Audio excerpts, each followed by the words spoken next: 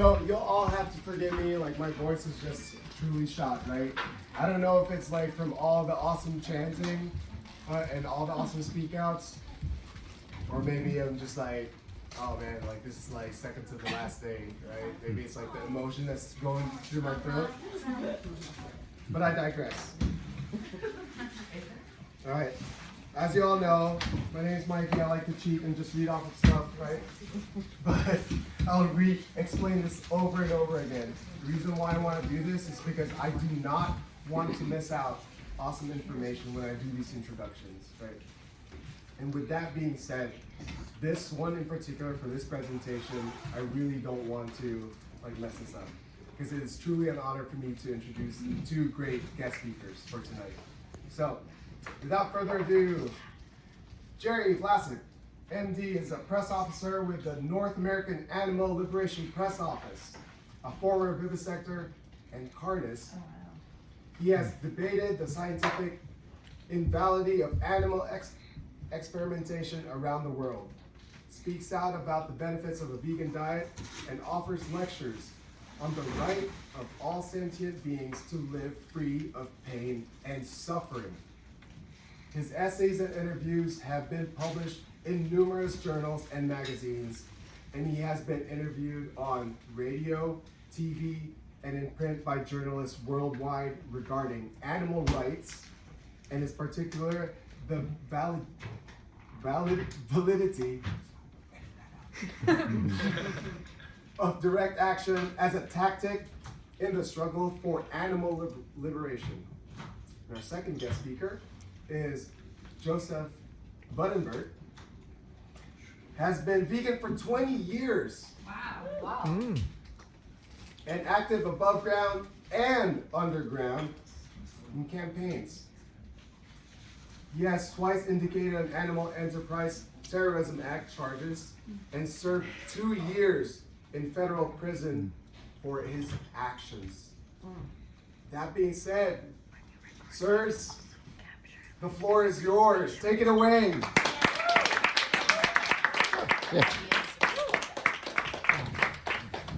I'm Jerry Vlasic, and I'm going to start out and then I'll turn it over to Joseph for the second half, and we're going to try to leave some time for questions in case anybody has any questions at the end. So I was, in addition to my normal animal rights activities, in 2004, there was a break-in at a laboratory at the University of Iowa in which 401 animals were liberated from a laboratory where they were being tortured to death.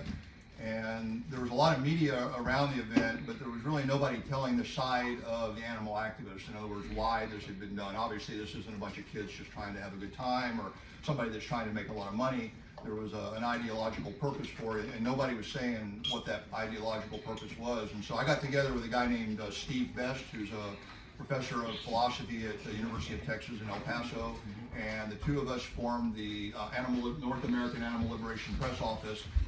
We held a press conference where we got a lot of media to show up and talk to them about why this raid had taken place at the University of Iowa, and got some favorable footage out of it, so that people were now hearing both sides of the story, that these weren't people that were just a couple of vandals that wanted to do that. So that's the origin of the North American Animal Liberation Press Office. There had been other people speaking out off and on over the years, but there was nobody that was really doing it consistently, and so we decided to do that, and we've been doing it ever since. So the main purposes of the Animal Liberation Press Office are to publicize events of illegal direct action that are taken on behalf of animals, number one. Number two, we act as a media liaison. The people who are breaking into labs, the people who are throwing bricks through butcher shop windows, whatever they're doing to cause financial pain to people that abuse animals or to actually liberate animals, these people can't speak up, because if they know who they are, they'll be arrested, obviously. And so we act as an intermediary, in that we gather up these events, we publicize these events, and then when perhaps the mainstream media wants to know why this happened or more information about what happened, then we serve to talk to them and give interviews, and that's why I've been on the news and so forth so many times, as several other of us have that are doing it over the years. So that's the second purpose. Our third purpose then is to support people if they do get caught and do go to prison like Joseph did, that we serve as we try to make sure that they get plenty of support while they're in prison, whether that means money for commissary items, whether that means letter writing so they're not as lonely and that sort of thing. That said, it's very unusual. I mean, in doing this for 18 years, we've had, just a handful of people that have ever gone to prison for any length of time at all. And that's one of the points I'd like to emphasize tonight, is that breaking the law to help animals is actually safer than most people think. I mean, there have been literally thousands and thousands of actions, illegal direct actions performed over the last 30 or 40 years since it started up in the UK back in the 1970s, 60s, and late 60s and 70s. And, the number of people that have ever gone to prison for any length of time is very, very small. I mean, I can't quite count them on my fingers, but almost. I mean, it's just not that many. It's not very risky, because despite what all the TV shows indicate, law enforcement isn't very good at catching people that aren't beating on their wives or something. So you know what I mean? It's not a very risky situation.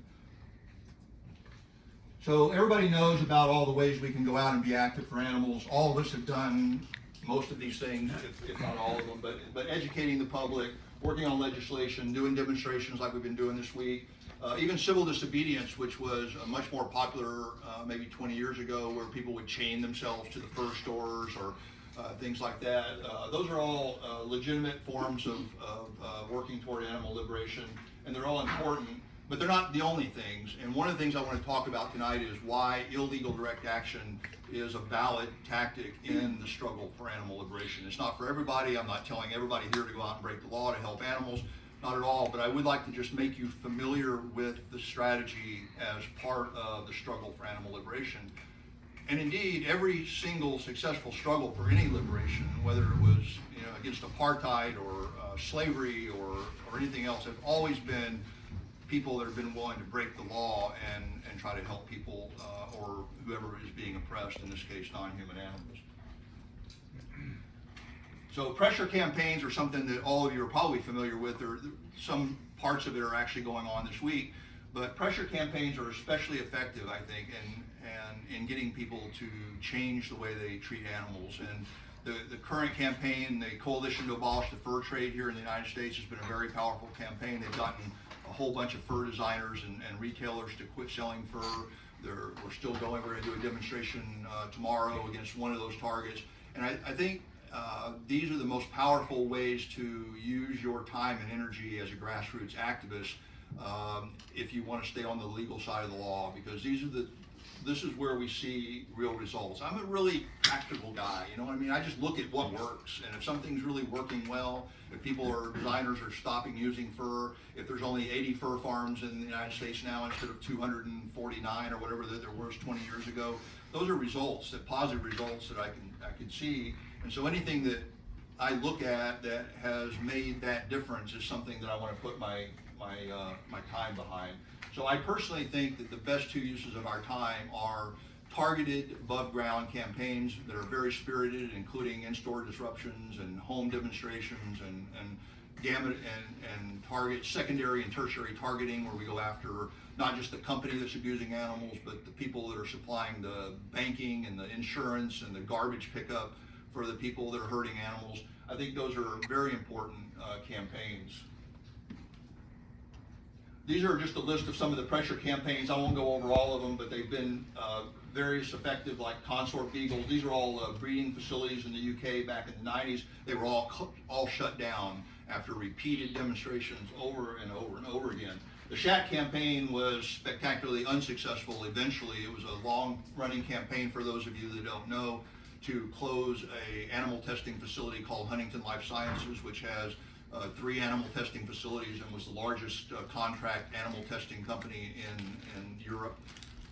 They were driven to their knees and were this close to bankruptcy when the government, both the UK government and the American government, stepped in and bailed them out, gave them banking services, insurance services, arrested pretty much all the leadership that was working in the campaign in both the UK and the United States. And since then, the campaign never recovered.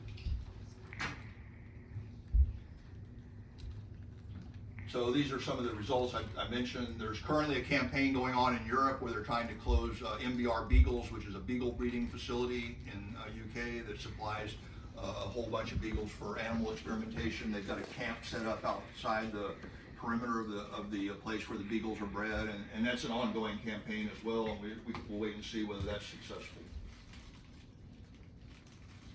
So I'm going to skip over some of this stuff because I don't want to talk. I want to talk about more about underground direct action. So people come to me and they go, "What? You're telling people that it's okay to break the law? I mean, you know what the heck?" But yeah, I mean, a lot of things have been, codified into law. Slavery was perfectly legal. Everything they did in Nazi Germany was perfectly legal at the time. Our invasion of Iraq and killing 500,000 people, that was perfectly legal, of course. Apartheid, everything else. So all of these things are perfectly legal within the law. So we all know that law doesn't make it right. And animal abuse is morally wrong, and I believe laws which protect those who abuse animals can be ignored.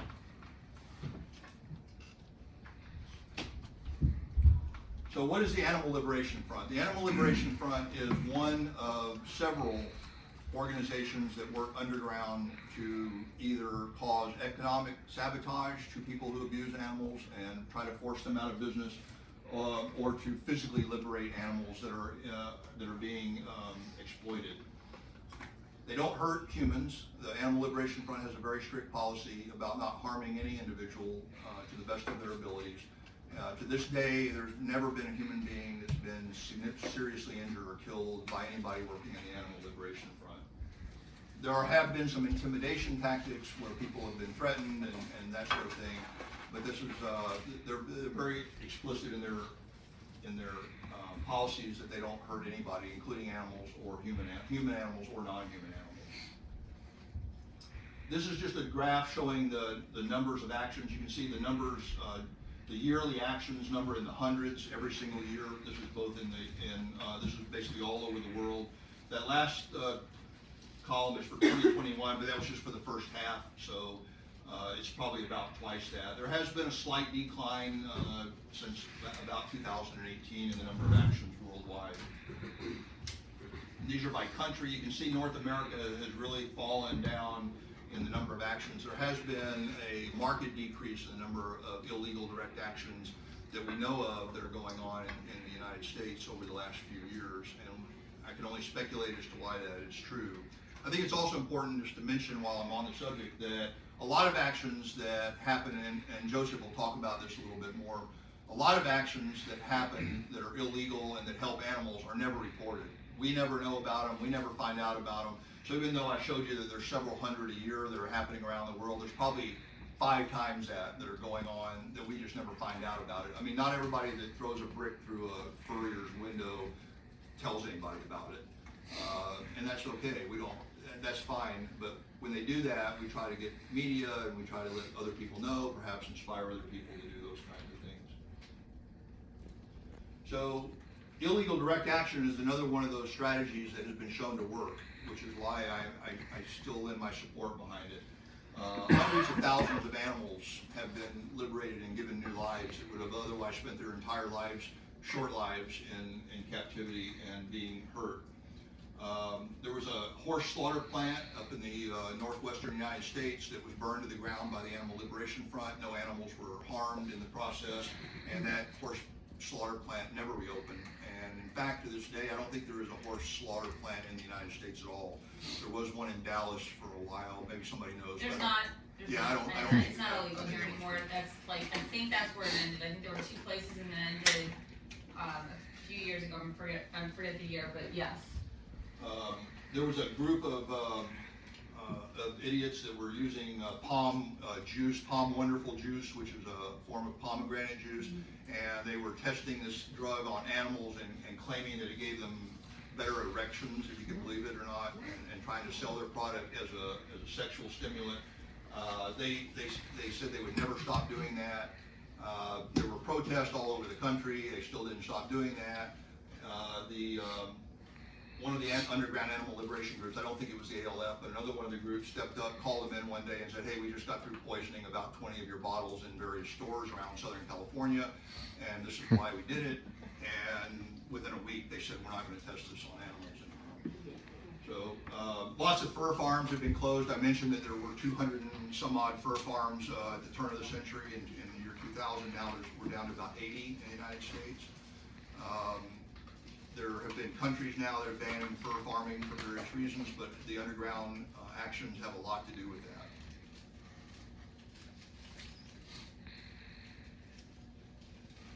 This was just as recent as October 2020, and Joseph's going to talk more about mink liberations because he would know better than anybody else, but this was as recently as October. Thousands of animals were liberated in Utah and Idaho.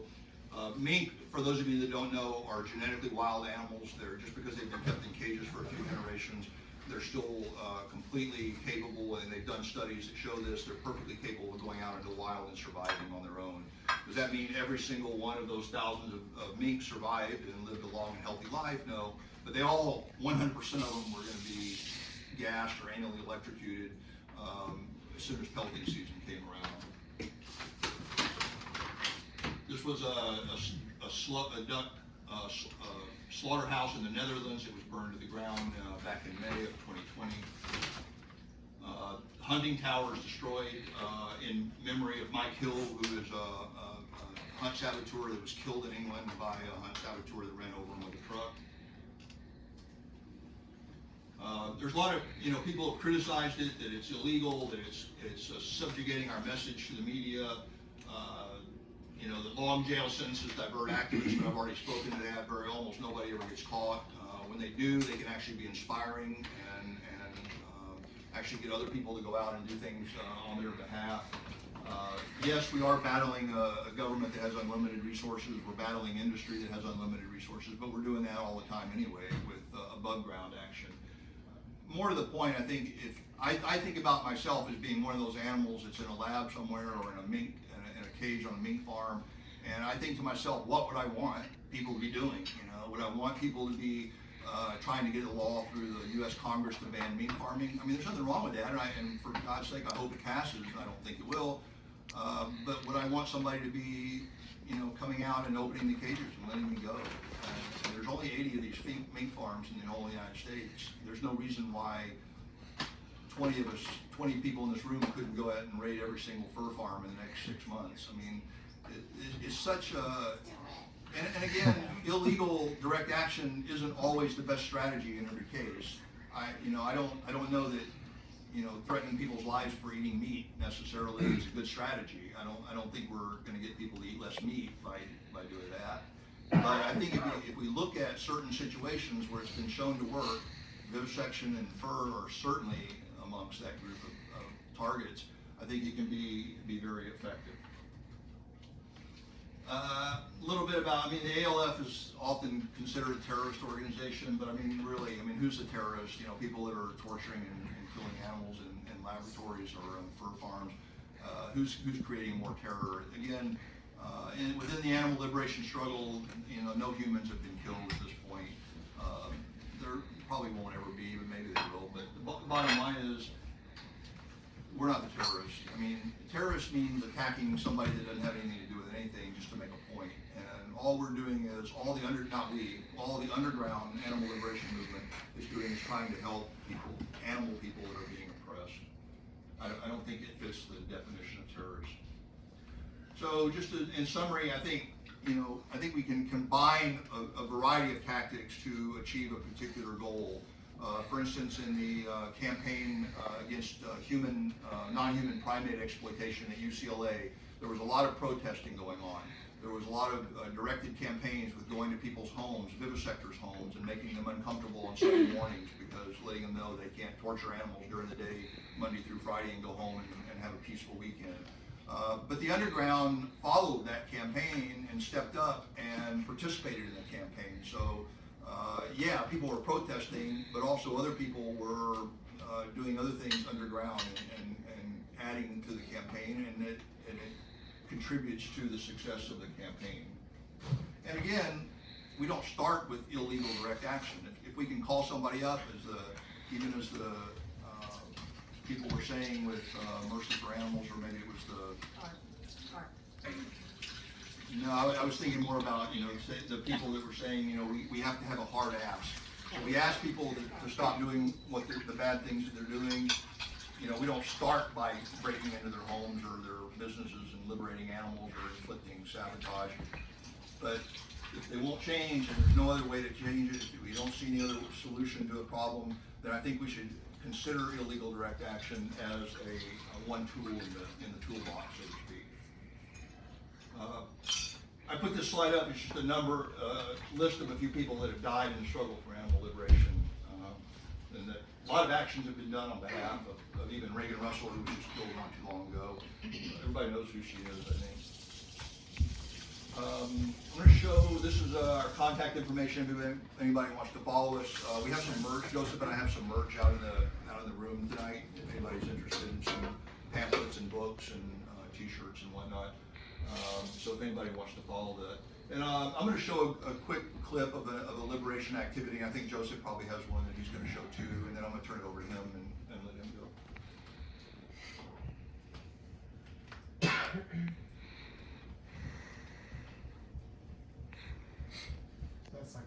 Mikey, a little help maybe if I can find it. Yep, that one.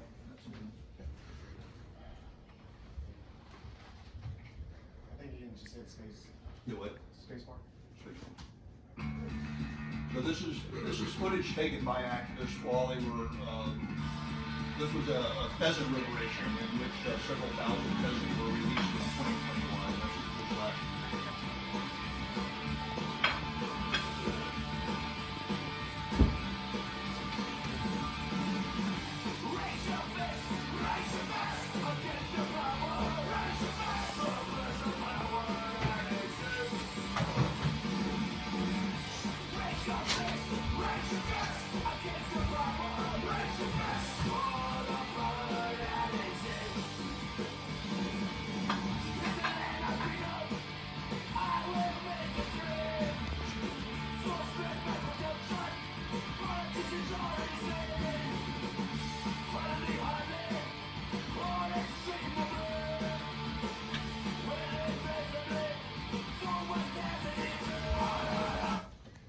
So I'm going to turn it over to Joseph. Joseph, this man right here is personally responsible for at least 6,000 captive mink being liberated in the wild. Wow.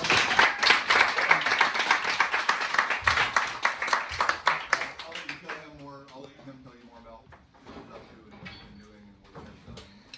And then at the end, we'd like to leave it open for any questions.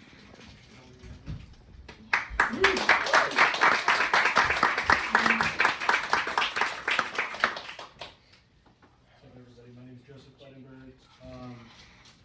I went vegan in like 2002. Sort of learned about radical politics and animal liberation through like the hardcore punk scene, which was like super militant at the time. Exposed to ideas about like the animal liberation front. And maybe watched some undercover footage. And immediately I knew that's what I wanted to do with my life. Like, what happens to animals is so egregious and so violent that I think breaking the law is not just ethical, but it's a necessity. I think the animal liberation movement taught me that like we're responsible not just for the lives we take, but for the lives we could save. So, you know, I was like 18 years old at the time, and I don't think the press office was around yet, but it was like the North American Animal Liberation Front support group. And so I found a lot of their literature, the ALF primer, and I knew that maybe I couldn't organize like a lab raid or a fur farm raid at that time, but I could play my part, and started off with like a lot of the tactics out of the early ALF primers, which were like super gluing locks, throwing bricks through windows, just sort of to try to make it as hard as possible for animal abusers to operate at the time. And you know, a lot of it sounds like childish vandalism, but like those things can like cause damage. They can increase insurance premiums. They can really like put companies out of business. I remember sometimes we would have to like improvise with our tactics. There was a fur store that we would hit so many times that they would like, when they would close, they would pull their shutters down. And so we had bought pellet guns and we would drive by the store while they were open and shoot out the windows. Those were some of my favorite actions. I don't know, using a glass etching solution just like this constancy of action to try to send a message that animal abuse is inappropriate. So did that for a few years. It wasn't until I moved out to California in like 2005, 2006 that I started working on above ground campaigns and meeting a lot more activists. And like Jerry said, like underground actions can really be like a great escalation to an above ground campaign that's super active. So like we would do home demonstrations at vivisectors' houses during the day, or with the Shack campaign we would target executives, and then later in the week we would go and like paint strip their cars or throw bricks through their windows, whatever we could to get them to pull out of this laboratory, to stop doing what they were doing. We saw some success with that. Like a lot of companies would pull out of HLS, a lot of companies would cut their ties, some vivisectors would quit doing what they were doing. So you know, just the efficacy of direct action is what sustained me and made me want to keep doing it. And then later on, I caught a federal case in 2009 for some of the activism I was doing against vivisectors. Was in federal court for animal enterprise terrorism, faced 5 years in prison. Went through the legal system for a couple of years, got that case dismissed. And I think through that experience, I realized, like, you know, I don't want to protest anymore. I don't want to, like, I'm not trying to just send a message to these people. I really want to form an ALF cell and, like, really eradicate these industries. And that's when I started looking at, like, captive wildlife facilities and started really studying the fur industry. There's a document called The Final Nail that's been circulating ever since the 90s, always updated, and every time it's released, like, fur farm rates spike, sabotage spikes. So I got a hold of that document, and it pretty much is a how-to on how to raid fur farms. Has the lists of all the known fur farm addresses in the United States. And so when I got my hands on that, I just was obsessed with the idea of sinking this industry and formed an ALF cell, and we just visited so many fur farms, started raiding as many fur farms as we could until I told myself that I was going to keep doing this until I got caught. And in the end, we raided 10 fur farms and liberated 6,000 animals.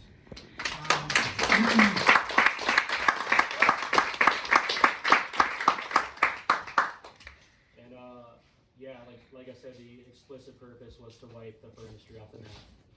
And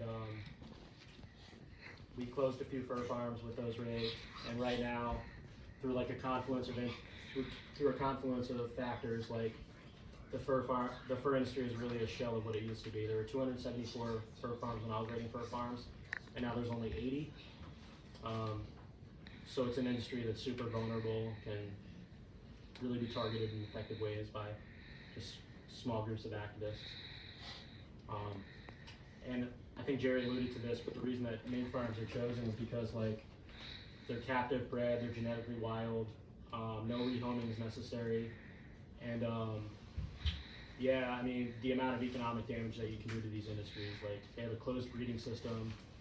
Once the animals are gone, there's no starting from the ground up again, they're done. So they have no choice but to pelt out and close up. So I mean,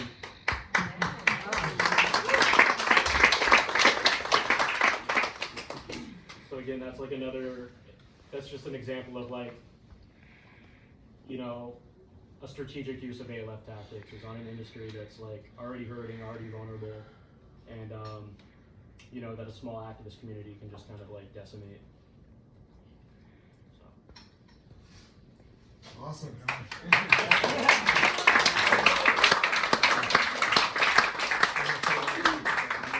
Oh, sure, yeah. I did film some undercover footage at a fur farm last year. Wow. And this is, like, the footage that is identical to everything that I saw when I was raiding fur farms.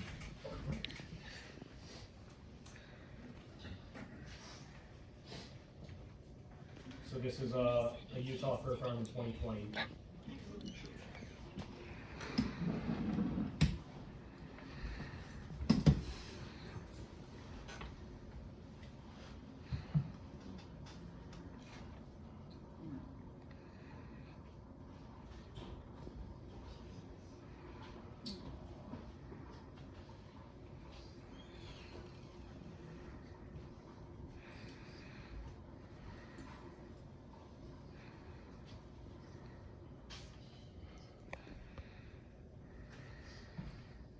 There's not a lot of room in there.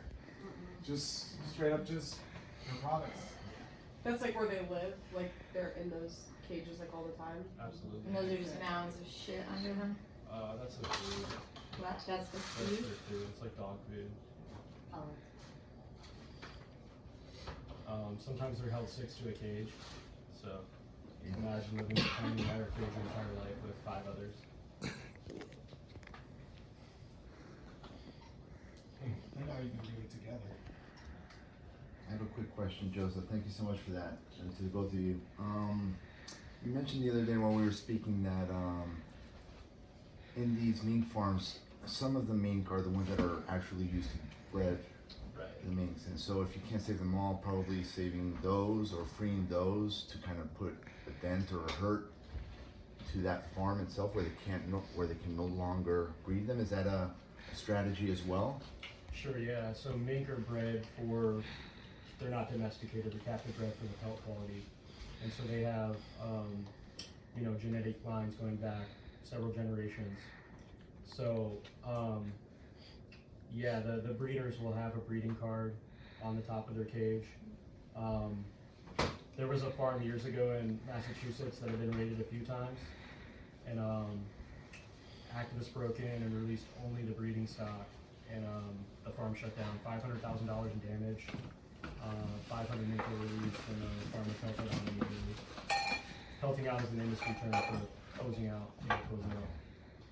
So that's definitely like the most effective, and 2 people can liberate 1,000 mink every 15 minutes. So, you figure 2 with a team of people 2. can liberate 1,000 mink Wow. every 15 minutes. Okay, I'm Let's gonna go, write that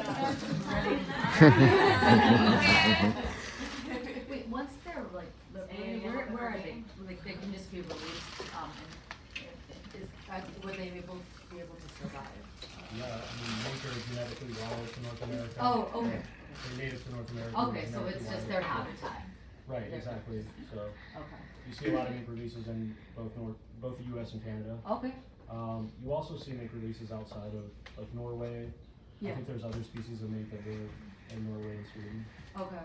So They've actually done studies where they've put radio collars on captive mink and released them into the wild. Rod Coronado was an activist that did a lot of mink releasing back in the 90s, and he actually himself did a study where he put a radio collar on mink, and then they would track them to see that they could survive, so that they would immediately disperse over wide areas. It's not uncommon for them to travel miles and miles every day, which is why it's so sad to see them in these little tiny cages. But they spend their entire lives in those little cages.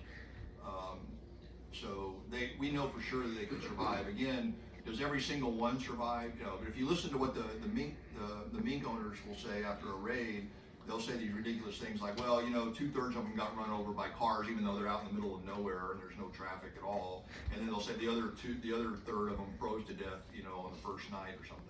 And it's just ridiculous. You mean the They just industry say that, lies? How do they know? Are they watching? Are they following them to say like, oh, okay, 2/3 of them are being run over, 1/3 of them are being they frozen? send out like packets of press releases to their farmers in the event of a raid.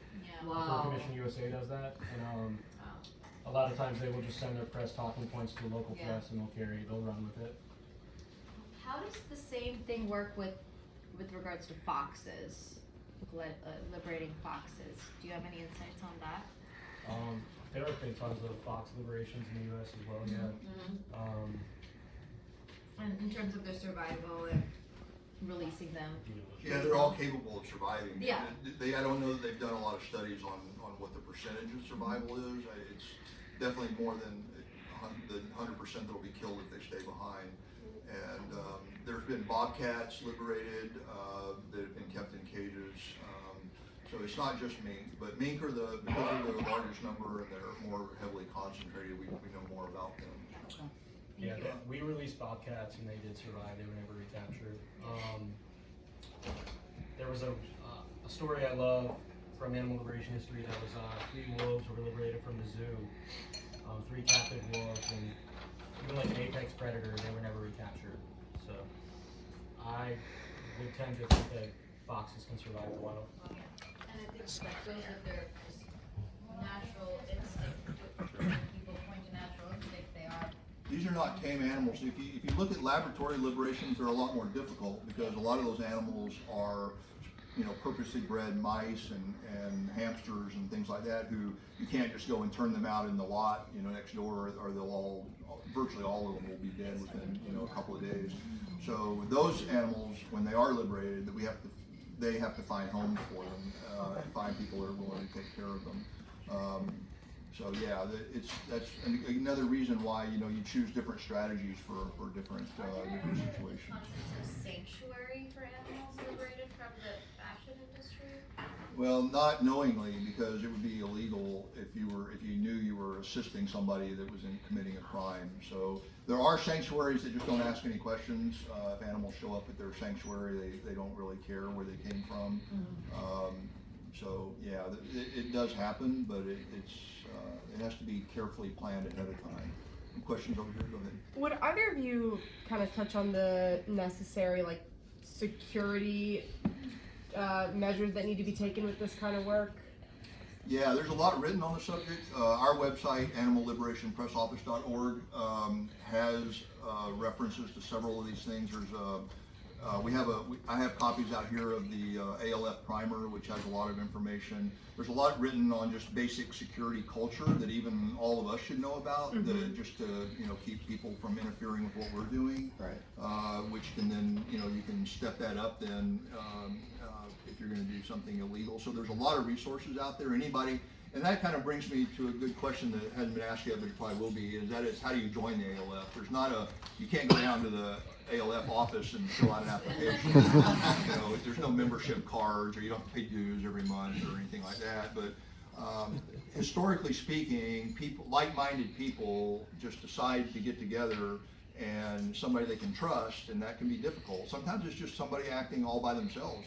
One person, like Joseph said, one person can liberate 1,000 mink in 15 minutes. So you don't have to have a squad of 6 guys or girls going out there and doing all this. But historically speaking, people get together, they trust each other, they start learning about security culture and how to stay safe and not get caught, and then they just go out and start doing things, and then they become the ALF.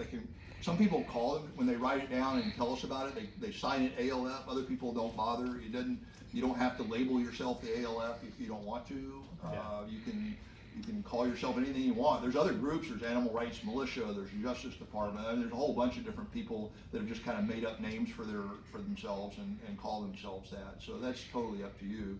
But that's the way you join an ALF. We get requests all the time at the press office. Well, can you put me in touch with your chapter in New Orleans? You know, can you put me in touch? I mean, not only do they think we're the ALF, which we're not. We're a press office for the ALF, but they also just think that there's a way to do that. And obviously, if anybody knew who was already in the ALF, then law enforcement would be all over them. Yeah, that's what I was gonna ask. Like, how do you guys keep from being infiltrated yourselves? I'm sorry. I was gonna ask, how do you guys keep from being infiltrated yourselves? Like, you know, maybe the police put somebody undercover to kind of like. It's always a possibility, and we over the years we've definitely run across people who were trying to insinuate themselves into either our organization or into our local animal rights group, and then make the jump into the ALF because they thought we were part of the ALF.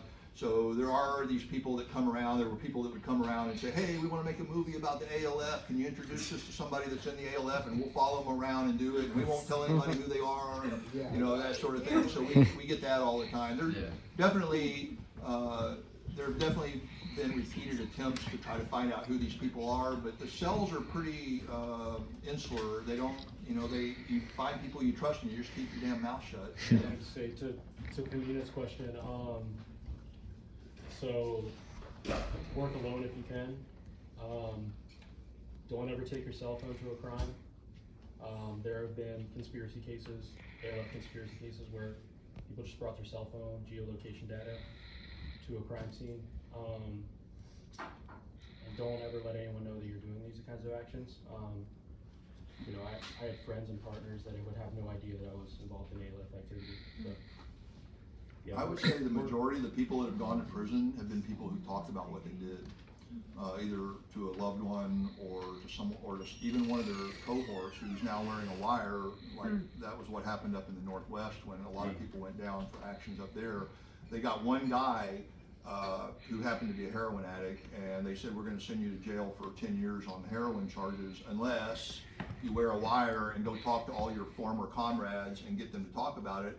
And they talked, you know, to somebody who they thought they could trust. Yeah. But they talked and they got it on the wire, and a lot of them went down. And most people that end up, almost nobody ever gets caught in the act, and Joseph can talk more about how he got caught if he wants to, but the bottom line is it's rare that that anybody ever gets caught in the act. It frequently happens that they talk about it to somebody. That's how it ends up happening. Hey, Mike. So my question is actually somewhat relevant to Shriya's. It's with the foxes. So as you know, what's being depicted right now, like we have a positive movement with the minks, right? So let's say, like tomorrow, like total mink liberation. What is your outlook on how the industry is going to react with other animals? Let's say foxes, for example. I mean, that's a difficult question. I mean, I think they're used for different types of permits, so it's kind of a separate industry unto itself. Yeah, I mean, once that happens, people can target fox farms and wipe those off the map. Do you think the industry is going to be like, all right, so minks are like completely free? Like, are they gonna? Do you think that they're gonna start getting worried about like the other animals that they use for fur type of stuff, and like, all right, you know, like what's the next target? Because I don't think they're gonna stop. I mean, there's been a 30-year campaign by the ALF against the fur industry on the retail level, at the point of production, and the fur farms. So, yeah, absolutely would be concerned, especially when there's such a small industry like that. You think that, let's say they're gonna get like worried, like, you know what, like, don't think this is worth it for any animal whatsoever. Let's start like getting into not using animals as commodities. So I there's mean, a that's why- strong message, maybe, or not. I think that's why a lot of the retailers have pulled out. They've just seen the writing on the wall with the other ones, you know, dropping first. So it can have that residual effect for sure. Joseph, how did you know when to leave? I imagine that being there, you want to empty every cage, but for self-preservation purposes, you have time constraints and the time to run to the car. How did you know when? You'll see the farmer's lights flick on, or it just becomes, you know, generally try to get there at 2 in the morning, try to get there, you know, and stay till 4 or 5 in the morning. And in those rural places, you know, people tend to get up pretty early, so, you know, you just go with your instinct when it's time to leave. Like I said, if you can empty the breeders, that's the best way to close these places, so. I feel good when I had like a 2,000 or 3,000 liberated. I feel good too. How do you know the breeders from the other ones? I've never seen this stuff. They're usually sure maybe they have a little more like security in the shed, but they also are fixed with breeder cards on top of their shed. Oh, okay. On top of the cages, rather. Like it says breeder on it, or what? Yeah, it says notation price, and yeah, it has some of the genetic information. Gotcha. Right here. Yeah, so are a lot of these farms kind of outdoor where there's not a lot of walls so the minks can just get let out of the cage and run out into the fields, or? They're open-ended sheds. I visited, I raided 10 fur farms that the government accused me of. I only saw a fence once. Okay. So they're corrugated, open-ended sheds. You can just walk right on. Did have one farm that had a fence and took that out with a pair of bolt cutters in a few minutes. Yeah, easy stuff. Universal key. So there's no like transition period, you literally just open the doors and they just run free? You don't like put them in a container and take them somewhere? You can't really touch them. There have been some that did that to like film the footage of mink getting their first taste of freedom, which is like very difficult for like propaganda video. But no, generally you just let your cage and they're gone. You know. Luckily, the farms are located in very rural areas. They tend to be in wild places where there's plenty of room for the mink to roam. It's just the way it works. Most of the farms are in Wisconsin, Utah, and Michigan. And they just tend to be in very rural places, so, I mean, nobody's got a fur farm in, you know, downtown, Akron, Ohio or something, you know, it just, wouldn't work out. Well, it certainly makes it easier and I quicker. visited a farm right along a stream, and so as soon as I opened the cages, the animals swam away immediately. Oh. That was like one of my most memorable experiences. Besides like the bolt cutters, did you bring any other tools, and did you have to like break a lot of locks inside of that building? I mean, like I said, I only saw a fence once Okay. during the liberation, and bolt cutters will do. Some people will take muriatic acid or butyric acid to sort of do some economic damage to the machinery. And that's been the case with ALF lab rates as well. Like, you want to inflict as much economic damage on the farm as possible. What kind of acid? Muriatic acid. Everybody taking notes. Can you get that? Can you get that at Home Depot? A lot of that stuff is really around. It's a good reminder no. for journaling. You guys are down after this. I'm just saying. No, no. Not much. Oh. Yeah, hey, what's up? Couple comments. Evan's gonna get mad if he's around, but one time when we were in the area I'm from of New York, I saw 3 mink crossing the street, and it was so cute. They like literally helped each other to make sure they got across. I was wondering, do you have to wear pretty heavy duty gloves with the mink? Because I heard they're pretty vicious. You should wear gloves. They're not vicious, but you should. They're not wear gloves. vicious? Yeah. I did have one experience where I was opening the cage and they tried to bite my finger off. Yeah. Oh. But they're not vicious. Generally they're not. Generally they're just looking to be free. And then Generally, the only experience they have with Yeah. their hand is when the Some of them, yeah, I just the run. farmer comes to grab them and kill them. Wow. So I think their natural instinct is to strike out at them. Yeah. So, I don't blame them. And then the other thing I wanted to say when Shreya asked was, one of my friends that told me about experiences, who also went to prison, they said that the mink and the foxes were totally different in the sense that the mink ran right out, and the foxes are like so beat down and terrified that sometimes you open the cage and they just cower and they don't even move. They're more timid animals, so Yeah. it sort of requires with a cell of 2 people, you kind of have to tip the cage over and they'll run for their lives, yeah. But they sort of like just kind of cower and say.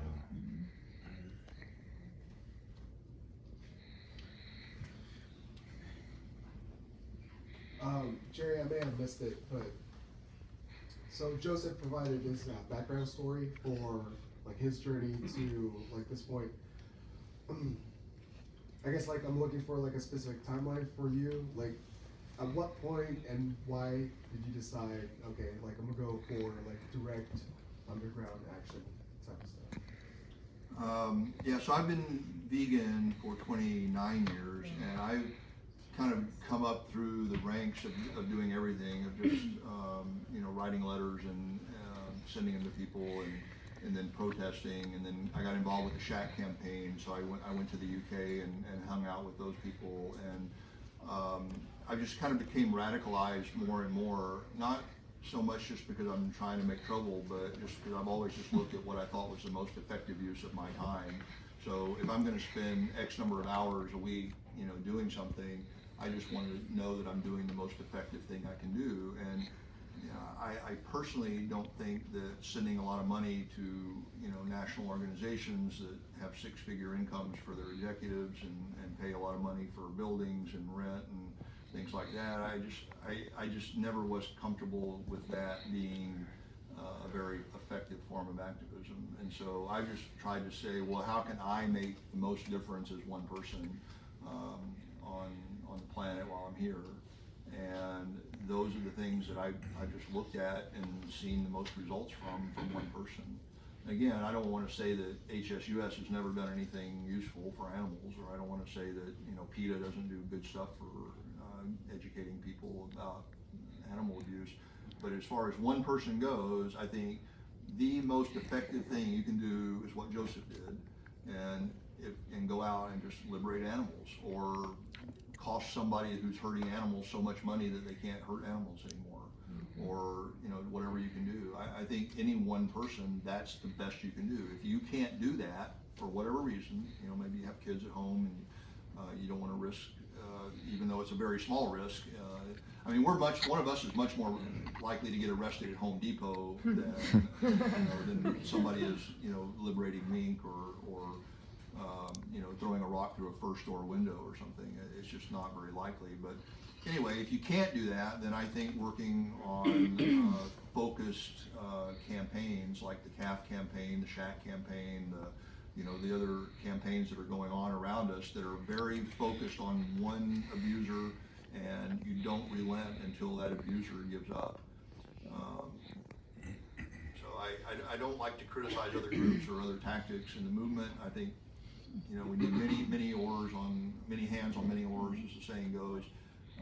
But if you want to look at what one person, if you want to maximize the effect, those are the things that I think will maximize your effect.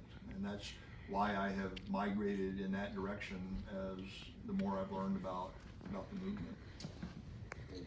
Do either one of you want to, I've noticed a lot of video recording going on, want to either ask for restrictions, for example, not placing these videos on social media, or ask for clarification regarding the purpose of the videos? This question has come up with me over and over again. I've been recorded saying what I'm telling you guys, and even some more radical things that people have asked me about. I've never shied away from saying what I believe and what I think needs to happen, and I've never shied away from encouraging people to get active and do whatever needs to be done. And I said it on 60 Minutes one time. I'll say it to anybody that wants to hear. So I personally have no problem with people recording what I have to say and publishing it. Joseph may feel differently. If he does, then I think that we should kind of come to an agreement about, if anybody is recording this, what's done with that. So I took 2 photos for your presentation and your part. I just did it for the audience with the observation. Is that good to be posted? Like I said, I don't care if anybody wants to post anything. You can record the entire event as far as I'm concerned, but Joseph has his own. I would just like to have like consensus from both parties. That's fine. Yeah. Thank you. Am I allowed to take pictures with both of you, or do you prefer not? Sure. So what, I think, again, I'll just reemphasize that what we do now, not what Joseph has done in the past, but what we do now is we speak to people about strategies in the struggle for liberation, and we just tell you what the strategies are. And I don't think this particular strategy gets talked about very much around the country. I mean, I just tried to sign up for a conference that HSUS is putting on next summer in Washington D.C. because the farm thing isn't happening again, I think because of COVID, and they said, yeah, no thanks. So they won't let us talk there. There's a lot of places that won't let us talk because they don't want to hear what we have to say. They think their way is right. Oh, and by the way, send us some more of that $100 million a year that you're sending us. But I've never had a problem with saying what I say, and we are not the ALF. I want that to be clear. Joseph was in the ALF, but he's not now, and I'm not in the ALF. I don't know anybody that's in the ALF, so don't ask me if I know anybody that's in the ALF. I can't help you join the ALF. Yeah, like I said, if you want to join, does that make me ALF? The letters of recommendation. So, like I said, I've been doing this since 2004, so that's 18 years now, and I've never gone to jail for anything I've had to say. I've gone to jail for other reasons, but I've never gone to jail for anything that has to do with what I'm telling you tonight, or what I'm saying tonight, or what I'm writing or publishing or putting on the website or Instagram or anything else. So we are not the ALF. We like to serve as a liaison between the ALF and people like you, and also just the general public. Because amazingly enough, I mean, people don't go, oh my God, they broke the law, well, I'm gonna go out and eat a steak, That's not how people see things. A lot of people, when we explain to them why people are breaking into labs, they're going, oh my God, I didn't know they did that to kids. Well, I'm glad to animals, I'm glad they got those animals out of there. Or, yeah, man, I'm glad they released those mink into the wild. I mean, the general public is amazingly supportive of people who are doing this kind of thing. And I mean, we know, because we talk to them all the time. We talk to the mainstream media all the time, and they're always amazed. And and they're more often than not supportive. I mean, you know, you get the industry, publications and stuff that'll trash us, and there's all kind of bad stuff said about us online by all these industry groups. But if you look at, the New York Times or the Washington Post or something, I mean, if they interview us, they tend to tell our side of the story, and they tend to be pretty fair-minded about it. I wanted to add to something that Hillary said earlier. So, yeah, sort of like, every ALF activist I've talked to, kind of was of the same mentality that they're gonna keep doing this until they get caught. If they get caught, but once you get caught, your days operating underground are over. So that's another thing to keep in mind that, yeah, my ALF actions. Somebody else's turn, right? Yeah. I feel like in this day and age, 2022, with technology having advanced so much in the last couple decades, there seems to be a camera at every intersection. There's a lot more surveillance. There's a lot more tracking of communication. Do you find that in this day and age it might be more difficult and more likely to get caught than in the past by doing these underground actions? I don't think so. I mean, there's always ways around those things. I mean, when we were raiding fur farms, we would hide our car in a cornfield, in a rural cornfield, and hike in with a ski mask. So, there's been ALF actions where the FBI has shown up and can't even figure out how the activists got in. So whether they had access to the key cards or whether they repelled through the roof, yeah. Got it. I think that there's always a way around that security technology. People see a lot of stuff on TV about, everything's coordinated and they're able to track you. And the bottom line is, A, they're not as smart as you think they are. And the other thing is they're just not willing to utilize vast amount of resources that they use on, suspected, quote, these people that are killing people and things like that. They're just not gonna, they're not even gonna bother looking for fingerprints because it's just not something Because they're just animals. They don't care. Right. Somebody did ask earlier how I got caught.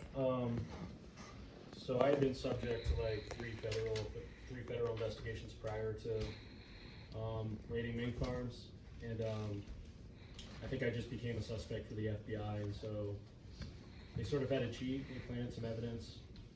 In my case, they found a GPS device in my car that I had never utilized on any of these raids, and they planted that evidence. They also persuaded a judge using like a sneak and peek warrant for like a theft of guns in a similar county near a mink farm to get a sneak and peek warrant where they broke into my car and found like bolt cutters and wire cutters. So, I mean, I think a lot of that was just because I was high profile and I had already suffered like a lot of previous repression. So. Go ahead. Sorry. No, you're fine. These are all great questions and great answers.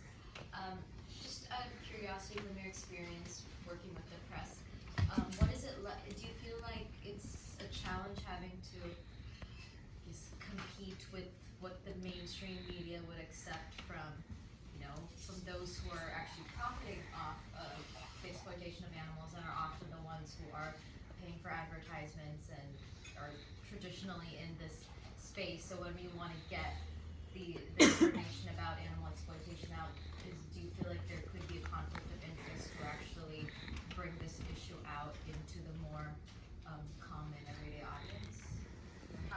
There's always a conflict of interest because, like you said, there's people paying for advertising on these TV commercials, and things like that that are obviously animal exploiters by design. So it's always a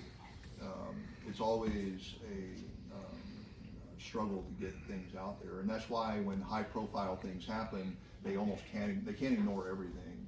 And so when high-profile things happen, then they don't ignore you, and they have to tell your story.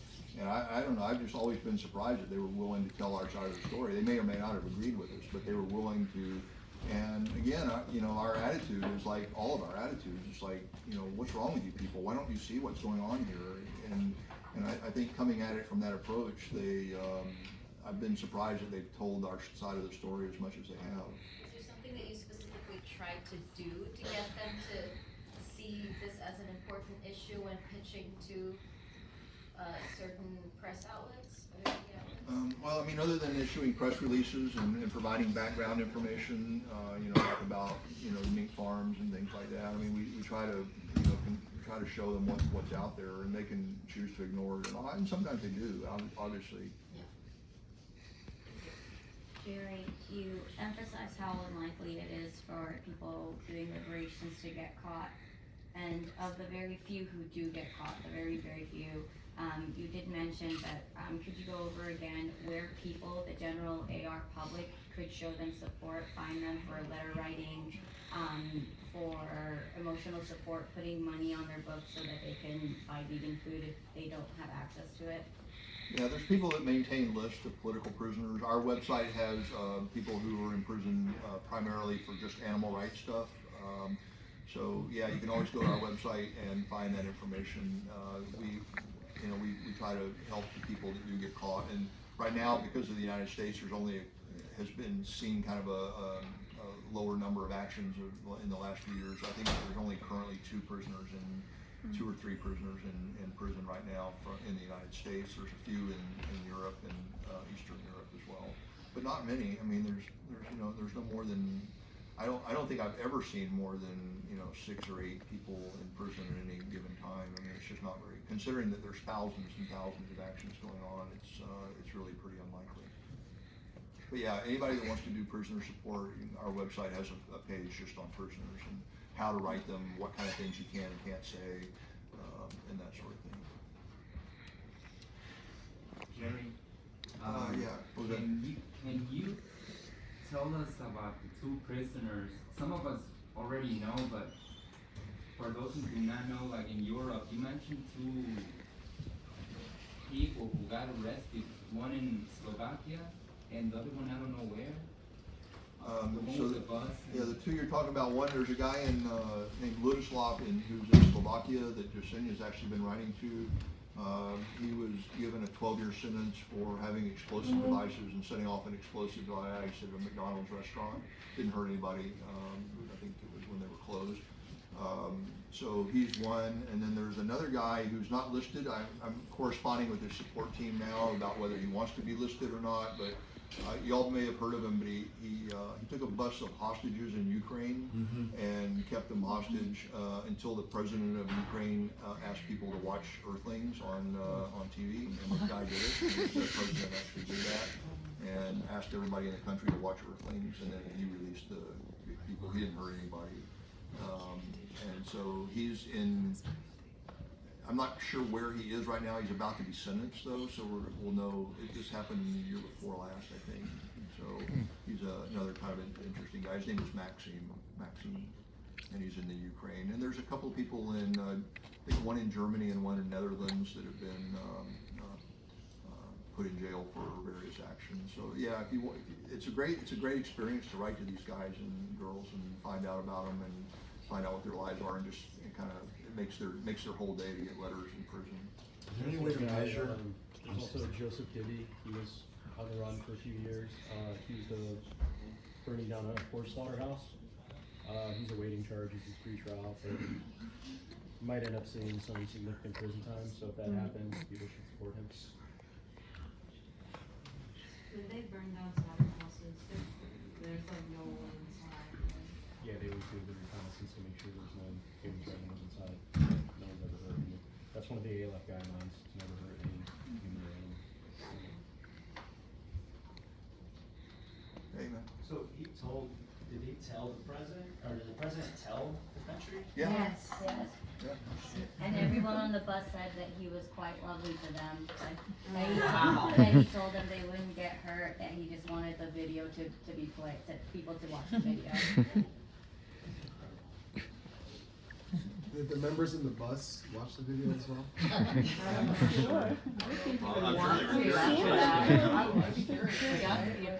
Did want to say that's not an ALF action. I don't think it was claimed as an ALF action. Right. You have another question? Yeah, so after you got done being underground and you had to move to the above ground, what did you do to help you feel like you were still doing a lot of action for the animals?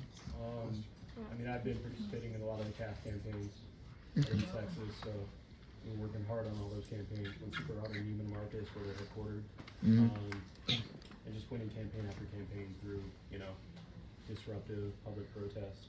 And that was not really possible when I was taking action. We would go super hard against the fur industry, and didn't seem like much was changing, at least on the retail level. Yeah, so that's helped me stay inspired and stay active. Okay.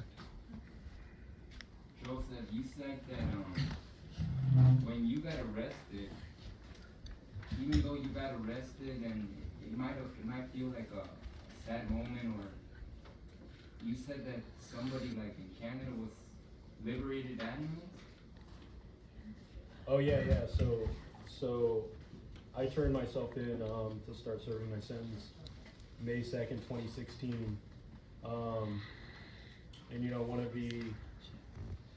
what I thought would be the unfortunate aspects of my imprisonment would be that, you know, the movement, we would at a standstill, everybody would stop doing what they're doing. But a day after I turned myself in, a fur farm in Ontario was raided. 2,000 mink were liberated.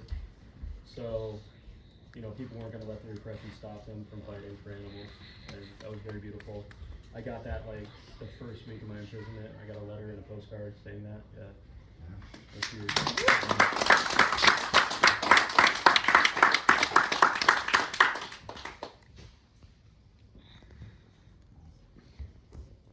Well, if there's no more questions, thank you guys. And like I said, we've got a few pamphlets and books and stuff if anybody wants to stop by. Not sure how long it'll be there. We may be able to do it tomorrow night too.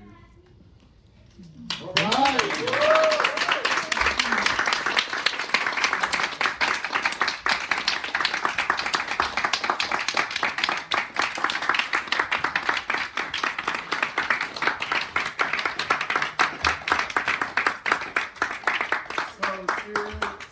Seriously inspiring, and we're all honored that you're here to inspire all of us and get a different outlook in activism. As I mentioned a while ago, I know I joked about it, but take into consideration to journal some of the stuff of learning information, you know, put in your tool set, put into consideration with your activism, right? Because we always want to grow how we want to send the message and do the action all for the animals, right? Whatever is efficient and effective. So put that in consideration. Again, thank you so much. We're honored with your presence and all the things that you've done in the past and still doing here in the present time.